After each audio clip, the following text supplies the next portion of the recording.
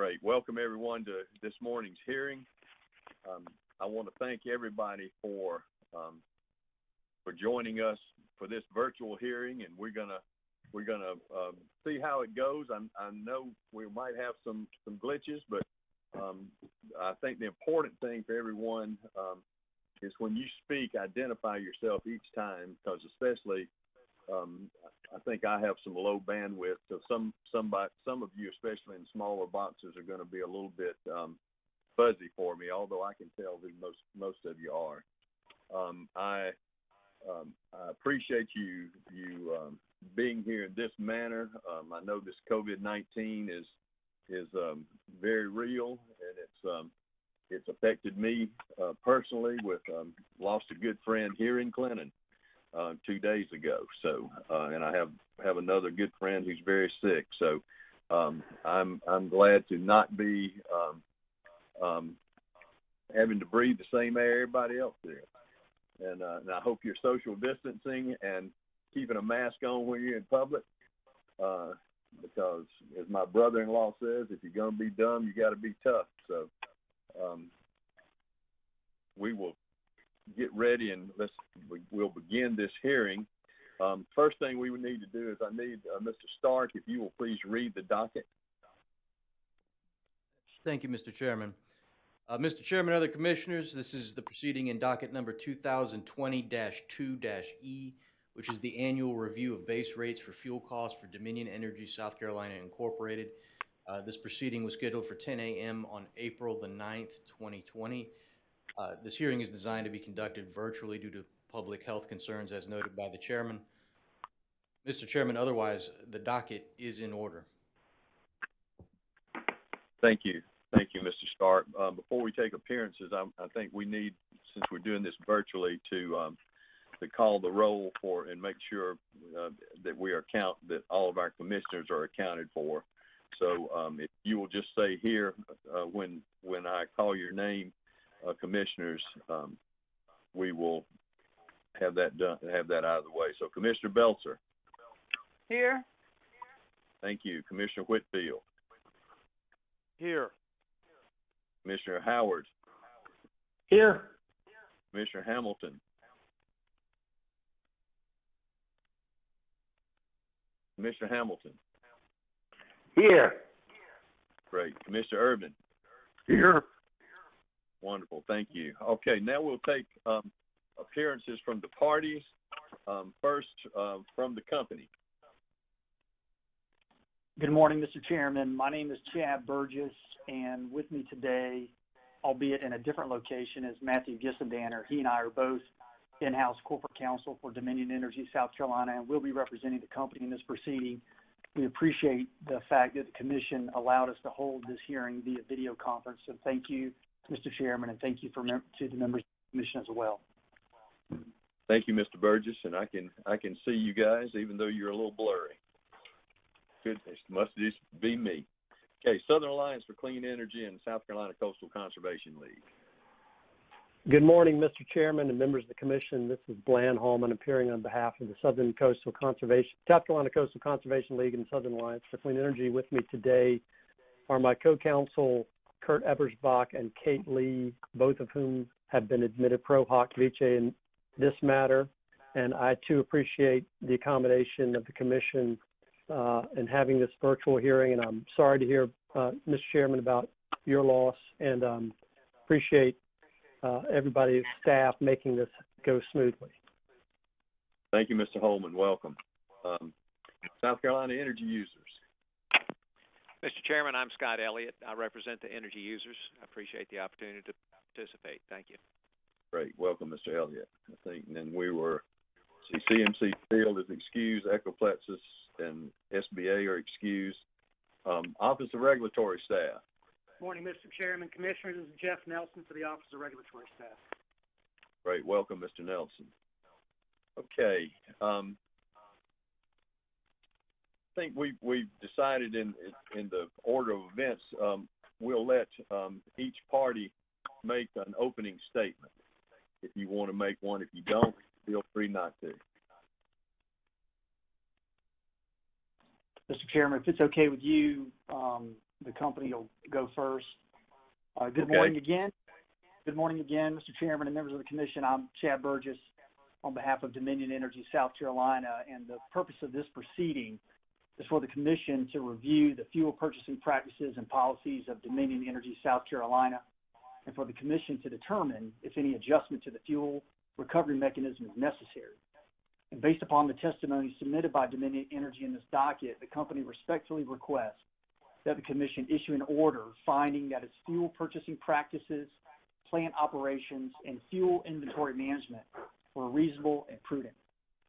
With respect to the fuel recovery mechanism itself, Dominion Energy is requesting that the Commission approve a rate decrease for its customers, and to effectuate that rate decrease, Dominion Energy requests that the Commission approve the tariff sheet entitled Adjustment for Fuel Variable Environmental and Avoided Capacity and Distributed Energy Resource Cost, which is attached to the direct testimony of company witness Alan Rooks and identified as AWR 11.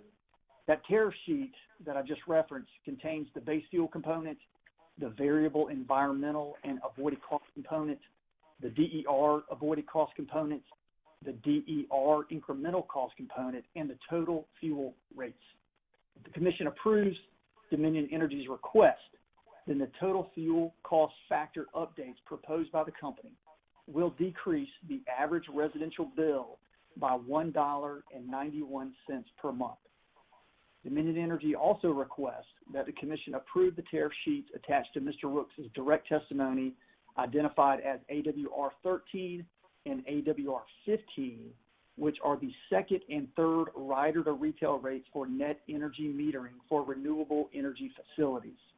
And as reflected in Mr. Rooks' testimony, the company did not update its NEM methodology values in this proceeding because the Commission recently approved updated methodology values in Dominion Energy's avoided cost docket, and those values were filed by Dominion Energy with the Commission on March 26, 2020.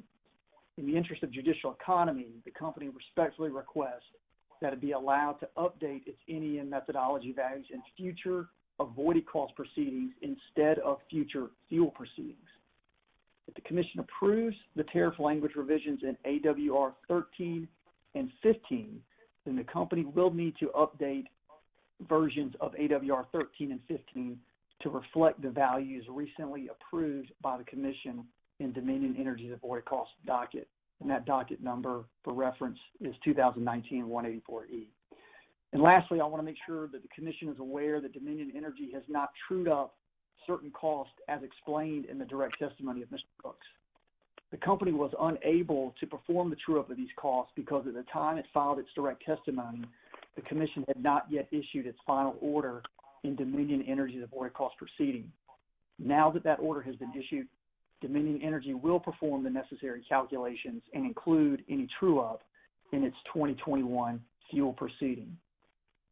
And turning to the recommendations put forth by Mr. Gregory Lander on behalf of the South Carolina Coastal Conservation League and the Southern Alliance for Clean Energy, Dominion Energy requests that the Commission reject these recommendations. Mr. Lander takes issue with the manner in which Dominion Energy allocates costs under a memorandum of understanding entered into between its electric and natural gas divisions, which was approved by this Commission originally in docket 2006-5-G, and a replacement memorandum of understanding, which was approved by the Commission in docket 2015-5-G. Those are purchase gas adjustment dockets. Under the replacement MOU, the electric and natural gas divisions share interstate transportation capacity.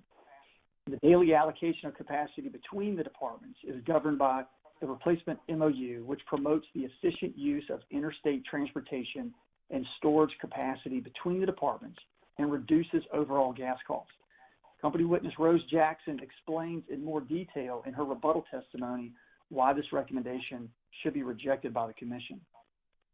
Mr. Lander also takes issue with two precedent agreements that Dominion Energy has entered into, one with the Mountain Valley Pipeline and the other with the Transco Southeastern Trail.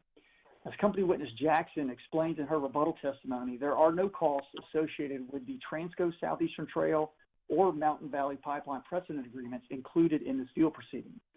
And with that said, and contrary to Mr. Lander's position, both the Transco Southeastern Trail and Mountain Valley Pipeline precedent agreements are reasonable and prudent contracts that will provide value and reliability to the company's customers. The company is already in need of 121,900 decatherms per day of capacity during an era of great uncertainty associated with the amount of time required to construct new interstate pipeline capacity. Yet Mr. Lander wants the company to bear the risk of not being able to reliably meet its customers. He also concludes that by ignoring the real possibility that the company may not be able to serve its customers during peak times if it employs his recommended strategy. The company does not believe that it is either reasonable or prudent to subject its system and its customers to the reliability issues experienced in the Northeast in recent years. In conclusion, Mr. Chairman and members of the Commission, the company respectfully requests that the Commission issue an order finding that its fuel purchasing practices, plant operations, and fuel inventory management were reasonable and prudent, approving the total fuel cost factors set forth in Mr. Rooks' direct testimony, along with the other recommendations set forth in his testimony, and reject the recommendations presented by the South Carolina Coastal Conservation League and the Southern Alliance for Clean Energy. Thank you, Mr. Chairman. Thank you, Mr. Burgess. Okay, Mr. Holman. Thank you, Mr. Chairman. I'm going to turn it over to my colleague, Kurt Ebersbach. Okay, thank you, Mr. Ebersbach. Good morning. May it please the Commission. My name is Kurt Ebersbach from the Southern Environmental Law Center, representing South Carolina Coastal Conservation League and the Southern Alliance for Clean Energy. This docket involves one main question. Has Dominion made every reasonable effort to minimize its fuel costs and avoid unnecessary or avoidable costs to its customers? The pre-filed testimony from our expert, Greg Lander, raises two broad issues about Dominion's fuel purchasing practices. The first relates to how Dominion allocates fixed capacity costs between its electric and gas ratepayers when either the electric or gas division uses the other division's capacity. Our position here, Commissioners, is simple. When the electric division is using the gas division's fixed capacity, or vice versa, those costs should be borne by the ratepayers who benefit from it. Second, Mr. Lander's testimony raises concerns about the precedent agreements that Mr. Burgess just mentioned. Those are, of course, the Mountain Valley Pipeline and Southeastern Trail Project precedent agreements. Dominion has an obligation to provide power to its customers in a reliable manner, but it has an equal duty not to burden those customers with unreasonable or unnecessary costs. Mr. Lander's testimony shows that those two precedent agreements are a bad bargain for ratepayers. Dominion has adequate capacity under its current contracts, and any money that Dominion might save on gas under these contracts will be eclipsed by the extremely high transportation costs that Dominion, and by extension its ratepayers, will pay to access those supplies. So while these pipelines are not yet in service, we do believe it's prudent for the Commission to put the company on notice that it will not allow or may limit cost recovery for these unnecessary and expensive contracts. Thank you very much.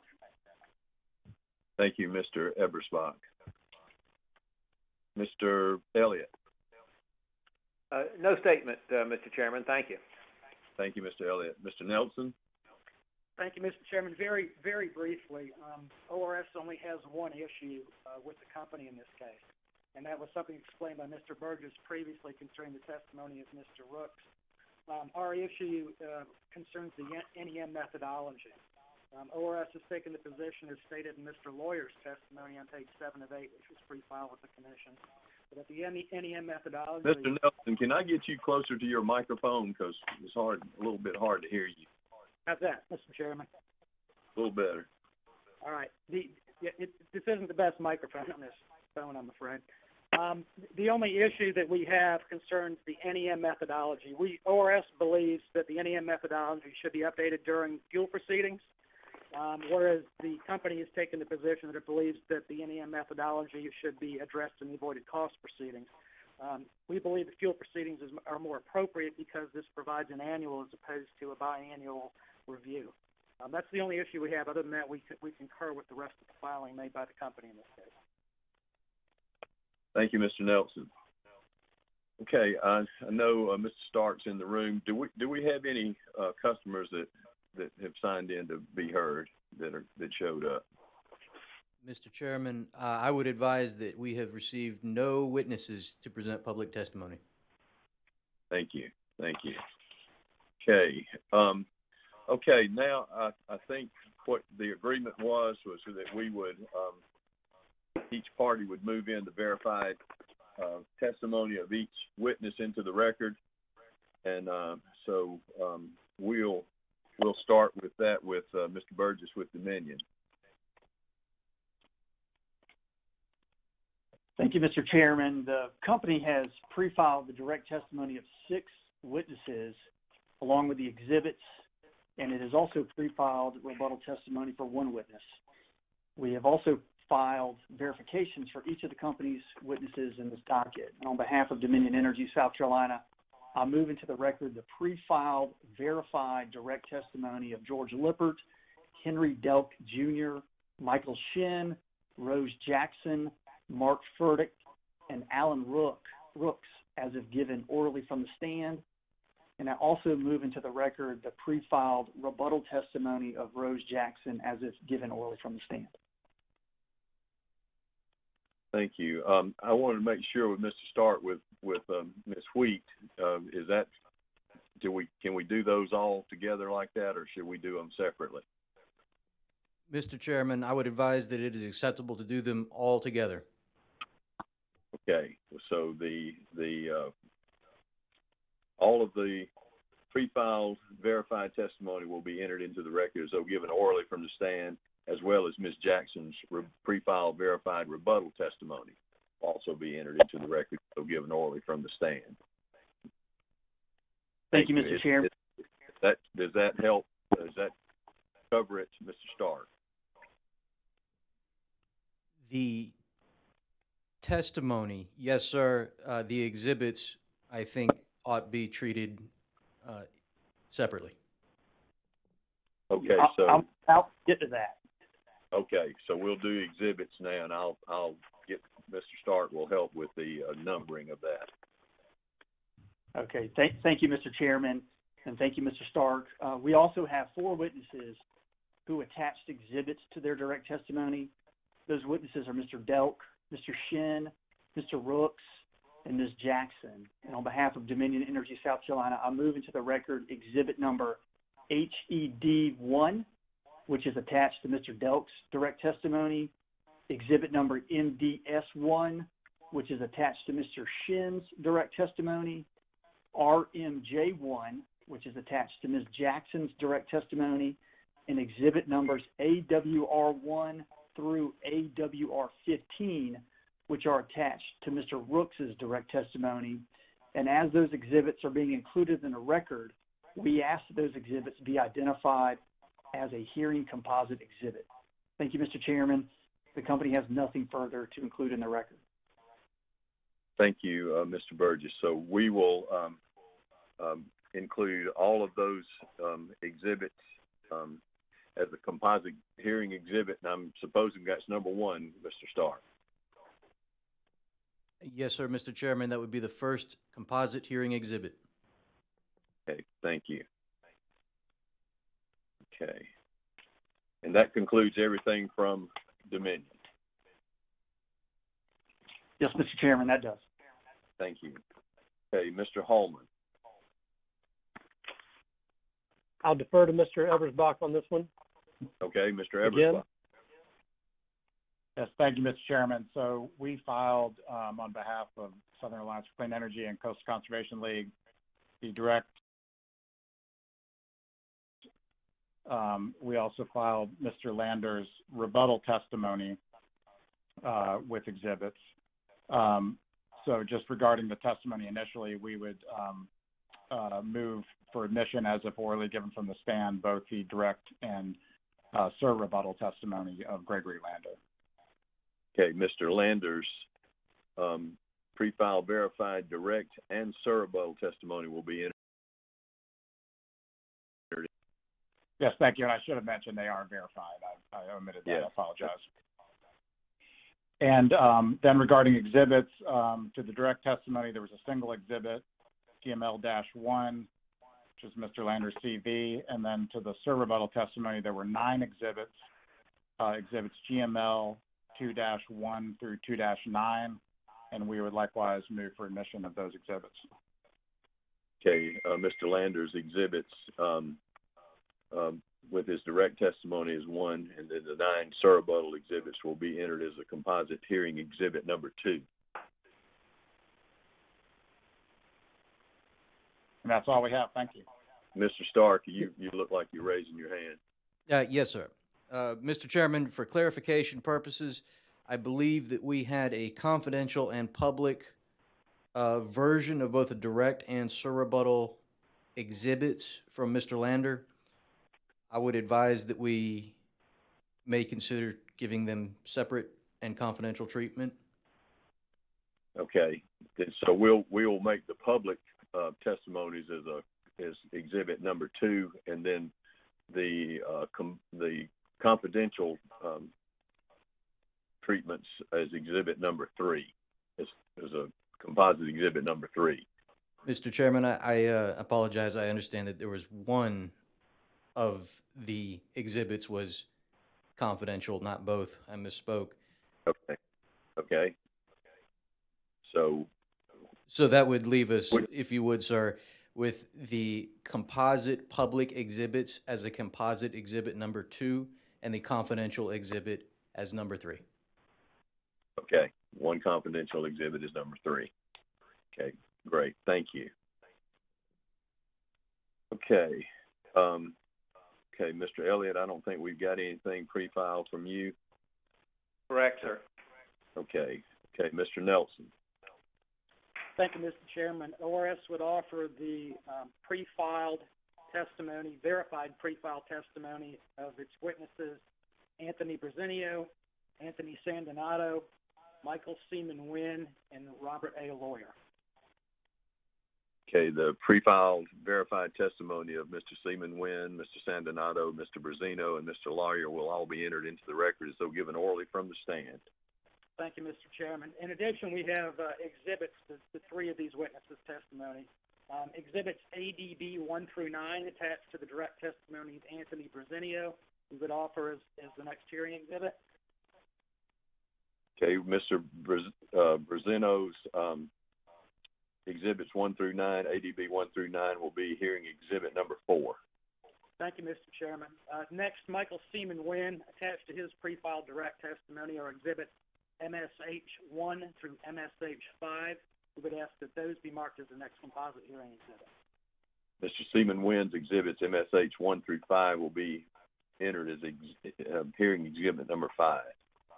Thank you, Mr. Chairman. And finally, Robert Lawyer, attached to his direct testimony is one exhibit marked RAL1. We would ask that that be entered as the final hearing exhibit for the Office of Regulatory Staff. Okay, Mr. Lawyer's exhibit RAL1 will be entered as hearing exhibit number 6. Thank you, Mr. Chairman. Okay. So is that everything, testimony and exhibits that we need to have entered into the record? Mr. Chairman, this is Chad Burgess for Dominion. I just have one question, and I apologize because I can't recall whether or not any of ORS's testimony or exhibits were marked confidential when they pre-filed them. Okay. I don't believe we have anything that was marked as confidential. I'm not seeing anything in front of me. I don't believe I recall anything that's confidential. Okay, thank you for clarifying. Okay. Mr. Chairman, this is Matt Gissendanner. For clarification on the CCL and SACE testimony, I know we had separate treatment of the exhibits. Were there portions of the testimony itself that were confidential and redacted? I'll turn that to Mr. Stark or to Mr. Holman or Eversbach. Mr. Chairman, this is Commissioner Belser. Yes, ma'am, Commissioner Belser. There were portions of the SACE CCL testimony that were confidential. That's right. Thank you. We think DUS thinks that those portions need need to remain redacted and under seal.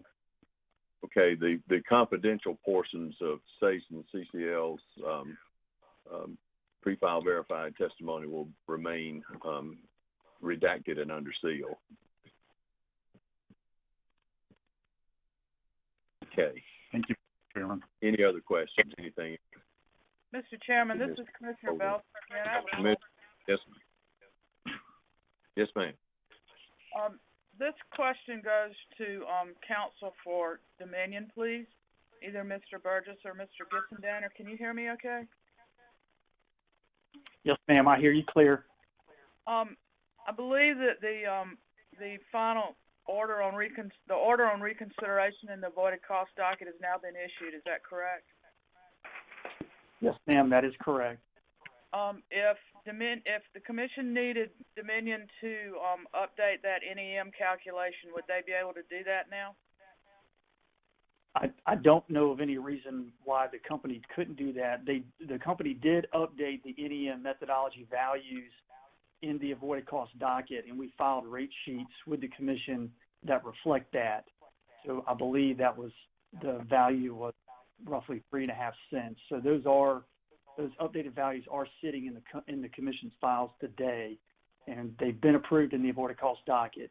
We will need to harmonize exhibits AWR 13 and 15 of Mr. Rooks' testimony because there are tariff language changes in AWR 13 and 15, but the NEM value in AWR 13 and 15 consists of the value that the company filed prior to the commission issuing its order. So we have updated the NEM values today. It's just an administrative process of getting AWR 13 and 15 harmonized in the commission's files. So we'll need to do that. Depending on how the commission decides whether to go with Dominion's request that the NEM be calculated in the avoided cost docket, or with ORS's position that the NEM values need to be done annually in the fuel proceeding, are the tariffs that were filed, I believe, in March on the NEM, is that current enough to apply to this docket, or would they need to be updated? And Mr. Burgess, if you could answer, and then if Mr. Nelson could give his point of view, please. Sure. The answer to your question is yes. The tariffs in the fuel proceeding need to be updated. The calculation's already done. It's just a matter of the commission. There are tariff language changes that are that just need to be approved. Assuming the commission approves those, then the company would refile AWR 13 and 15 to reflect the NEM values that the commission approved in the 184 docket, which is the avoided cost docket, which we've already done. So it's really a simple administrative task. And I do want to comment, since you asked the question, you may recall in a 2019 fuel proceeding, the environmental along with the solar development community and ORS asked the commission to bifurcate certain issues in that proceeding. In other words, to delay the ruling on an NEM value until the avoided cost docket, and the commission granted that request. The position that ORS is taking today is inconsistent with the position they took in 2019. In 2019, it was okay to do NEM methodology valuation calculations in the avoided cost docket, and now in the 2020 docket, it's not okay. So the point that Dominion is making is that we think it's more appropriate to handle these in the avoided cost docket going forward. And secondly, I would say that the solar development community prefers, at least in my experience, that the NEM values not be updated very often. They would actually prefer that be done on a less frequent basis than a more frequent basis, obviously depending upon what the value does at the end of the day when the calculations are made. And Commissioner Bolzer, this is Matt Gissendaner. I just wanted to make one point clear. Your question asked whether Dominion believed that the updates that we filed as a result of the rehearing order that was issued are sufficient, or whether we need to update again in this proceeding. And I think as Mr. Burgess has indicated, and I just want to make clear, we believe that those values are sufficient and that there is no reason to go through a protracted litigated process of updating the values again, which were just updated less than 2 or 3 weeks ago. Thank you. Mr. Nelson, would you care to comment? The only comment I'd care to make, Commissioner Belzer, is just in regards to our belief that the NEM methodology should be addressed in the fuel proceeding. That is addressed in Mr. Lawyer's testimony at page 7 of 8 for the Commission's reference. Primarily, our position is based on, we believe, first of all, that it should be done on a more frequent basis, as I stated before. Additionally, we believe that this complies with Commission Order number 2015-194 in docket 2014-246E. Other than that, I certainly don't have any disagreement with the company regarding their calculation of the NEM methodology. Thank you. I appreciate your responses. Mr. Chairman, that's all I have. Thanks, Commissioner Belzer. Commissioners, any other questions from any of our other commissioners? Okay. I just want to make sure we have a little dead space because there's a little bit of lag from when we're talking to when it actually is heard. So anytime there's a lot of some quiet time, that's where we're waiting to make sure everybody gets heard that wants to be heard. Okay. So we've gotten all the testimony in. We've had some questions. We will. Parties, I think, have agreed that if you want to make a short... Mr. Chairman, may I interject briefly, sir? I do believe that you are exactly correct. We have entered all the testimony, direct rebuttal, et cetera.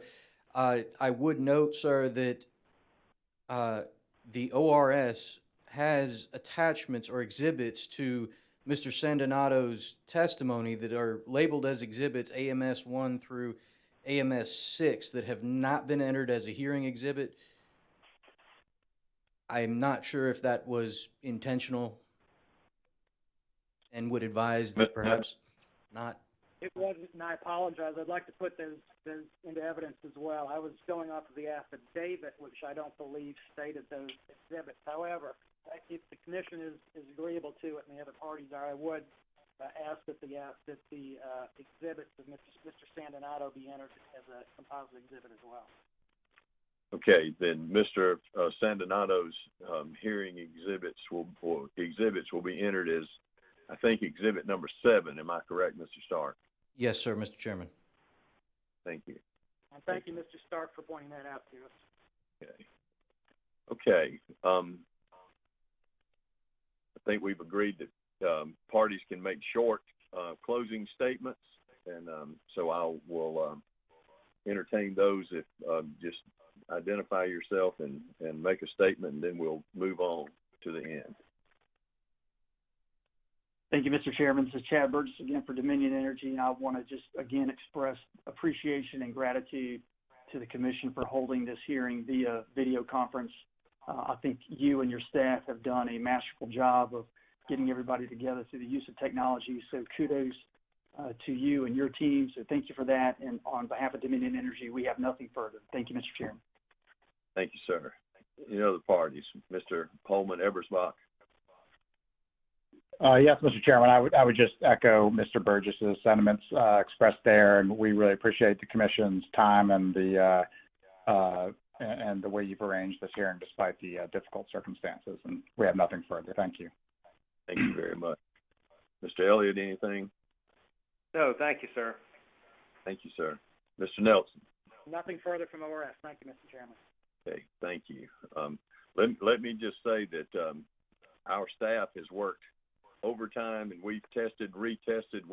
We've been trying this out with some glitches on some earlier meetings, but I think we're getting better at this, and I appreciate everybody's cooperation with holding a meeting like this. I think I feel good about how we're getting everybody heard, and we'll have some others that'll be a little more challenging, but I have no doubt that we'll rise to the occasion. So I think the last thing we have to do before we end is talk about proposed orders. And I know I think it'll be easier. I know Mr. Stark had said we just need proposed orders in a short time, and I think what he wanted to know was what's the earliest that we can do proposed orders. And I'll let any of the parties speak up. Mr. Burgess, I guess you first, if you're ready. I'm ready, Mr. Chairman. Thank you. I would propose next Friday, April the 17th, as a proposed order date. I admittedly have not conferred with co-counsel on this. They may have other ideas, so we're certainly open for discussion and suggestions of other dates if the 17th does not work. Okay. I'll turn to Mr. Other parties, Mr. Eversbach or Mr. Elliott or Mr. Nelson.